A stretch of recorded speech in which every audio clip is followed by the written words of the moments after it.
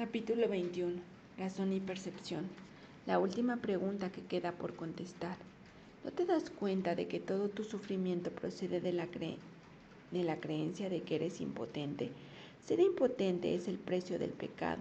La impotencia es la condición que impone el pecado, el requisito que exige para que se pueda creer en él. Solo los impotentes podrían creer en el pecado. La enormidad no tiene atractivo, excepto para los insignificantes. Y solo los que primero creen ser insignificantes podrían sentirse atraídos por ella. Traicionar al Hijo de Dios es la defensa de los que no se identifican con Él, y tú o estás de su parte o contra Él, o lo amas o lo atacas, o proteges su unidad o lo consideras fragmentado y destruido como consecuencia de tu ataque. Nadie cree que el Hijo de Dios sea impotente. Y aquellos que se ven a sí mismos como impotentes deben creer que no son el Hijo de Dios. ¿Qué podrían ser entonces sino su enemigo? ¿Y qué podrían hacer sino envidiarle su poder? Y como consecuencia de su envidia, volverse temerosos de dicho poder. Estos son los siniestros, los silenciosos y atemorizados, los que se encuentran solos e incomunicados, y los que, temerosos de que el poder del Hijo de Dios los aniquile de un golpe, levantan su impotencia contra él. Se unen al ejército de los impotentes para librar su guerra de venganza, amargura y rencor contra él, a fin de que se vuelva uno con ellos, y puesto que no saben que son uno con él, no saben a quién odian. Son en verdad un ejército deplorable, cada uno de ellos tan capaz de atacar a su hermano o volcarse contra sí mismo, como de recordar que una vez todos creyeron tener una causa común. Los siniestros dan la impresión de estar frenéticos, de ser vociferantes y fuertes, mas no saben quién es su enemigo, sino solo que lo odian. El odio los ha congregado, pero ellos no se han unido entre sí, pues si lo hubieran hecho, no serían capaces de abrigar odio. El ejército de los impotentes se desbanda en presencia de la fortaleza. Los que son fuertes son incapaces de traicionar porque no tienen necesidad de tener sueños, de poder ni de exteriorizarlos. ¿De qué manera puede actuar un ejército en sueños? De cualquier manera. Podría vérsele atacando a cualquiera con cualquier cosa. Los sueños son completamente irracionales. En ellos, una flor se puede convertir en una lanza envenenada, un niño en un gigante y un ratón rugir como un león.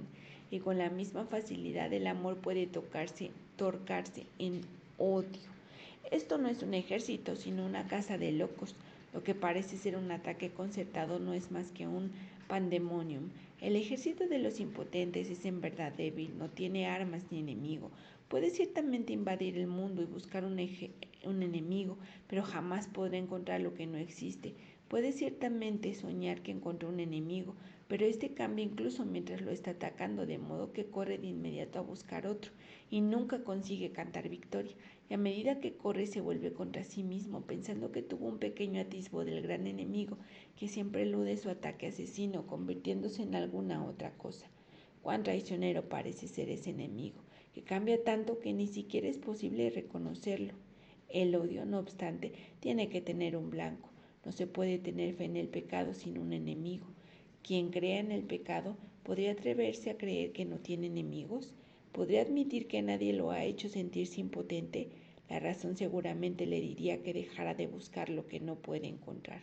Sin embargo, tiene primero que estar dispuesto a percibir un mundo donde no hay enemigos. No es necesario que entienda cómo sería posible que él pudiera ver un mundo así.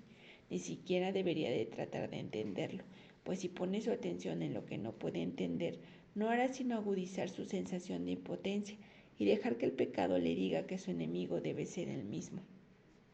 Pero deja que se haga a sí mismo las siguientes preguntas, con respecto a las cuales tiene que tomar una decisión para que esto se lleve a cabo por él. ¿Deseo un mundo en el que gobierno yo en lugar de uno que me gobierna a mí? ¿Deseo un mundo en el que soy poderoso en lugar de uno en el que soy impotente? ¿Deseo un mundo en el que no tengo enemigos y no puedo pecar? ¿Y deseo ver aquello que negué precisamente porque es la verdad? Tal vez ya hayas contestado las 3 primeras preguntas, pero todavía no has contestado la última, pues esta aún parece temible y distinta de las demás. Mas la razón te aseguraría que todas son la misma pregunta. Dijimos que en este año se haría hincapié en la igualdad de las cosas que son iguales. Esta última pregunta, que es en verdad la última con respecto a la cual tienes que tomar una decisión, todavía parece encerrar una amenaza para ti que las otras ya no poseen, y esta diferencia imaginaria da testimonio de tu creencia, de que a lo mejor la verdad es el enemigo con el que aún te puedes topar. En esto parece residir, pues la última esperanza de encontrar pecado y de no aceptar el poder. No olvides que la elección entre el pecado y la verdad, o la impotencia y el poder, es la elección entre atacar y curar, pues la curación emana del poder y el ataque de la impotencia. Es imposible que quieras curar a quien atacas, y el que deseas que sane tiene que ser aquel que decidiste que estuviese a salvo del ataque. ¿Y qué otra cosa podría ser esta decisión sino la elección entre verle a través de los ojos del cuerpo, o bien permitir que te sea revelado a través de la visión? La manera en que esta decisión da lugar a sus efectos no es tu problema, pero tú decides lo que quieres ver. Este es un curso acerca de causas, no de efectos. Considera detenidamente qué respuesta vas a dar a esta última pregunta que todavía no has contestado, y deja que la razón te diga que debe ser contestada y que la respuesta se encuentra en las otras tres. Te resultará evidente entonces que cuando observes los efectos del pecado en cualquiera de sus formas, lo único que necesitarás hacer es simplemente preguntarte a ti mismo lo siguiente: ¿es esto lo que quiero ver? ¿Es esto lo que deseo? Esta es la única elección que tienes, la base de lo que ocurre. No tiene nada que ver con la manera en que ocurre, pero sí con el por qué, pues sobre esto tienes control. Y si eliges ver un mundo donde no tienes enemigos y donde no eres impotente, se te proveerán los medios para que lo veas, porque es tan importante esta última pregunta. La razón te dirá por qué. Es igual a las otras tres, salvo en lo que respecta al tiempo.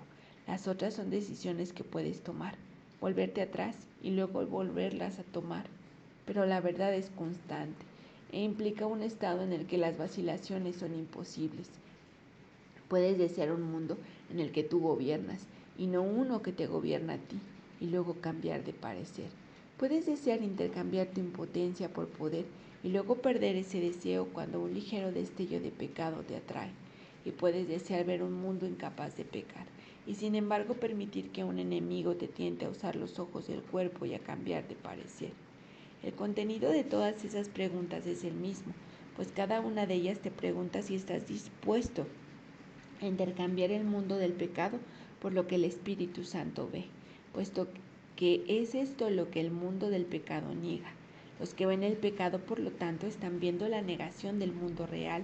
Sin embargo, la última pregunta suma a tu anhelo de querer ver el mundo real, el deseo de permanencia, de tal forma que ese deseo se convierta en el único que tengas. Si contestas esta última pregunta con un sí, añade sinceridad a las decisiones que ya has tomado con respecto a las demás, pues solo entonces habrás renunciado a la opción de poder cambiar de parecer nuevamente. Cuando eso deje de interesarte, las otras preguntas quedan perfectamente contestadas. ¿Por qué crees que no estás seguro de que las otras preguntas hayan sido contestadas? ¿Sería acaso necesario plantearlas con tanta frecuencia si ya se hubiesen contestado? Hasta que no se haya tomado la decisión final, la respuesta será a la vez un sí y un no, pues has contestado sin darte cuenta de que sí quiere decir que has dicho no al no. Nadie decide en contra de su propia felicidad, pero puede hacerlo si no se da cuenta de que eso es lo que está haciendo. Y si él ve su felicidad como algo que cambia constantemente, es decir, ahora es esto, luego otra cosa y más tarde una sombra elusiva que no está vinculada a nada, no podrá sino decidir en contra de ella. La felicidad elusiva, la que cambia de forma según el tiempo o el lugar, es una ilusión que no significa nada.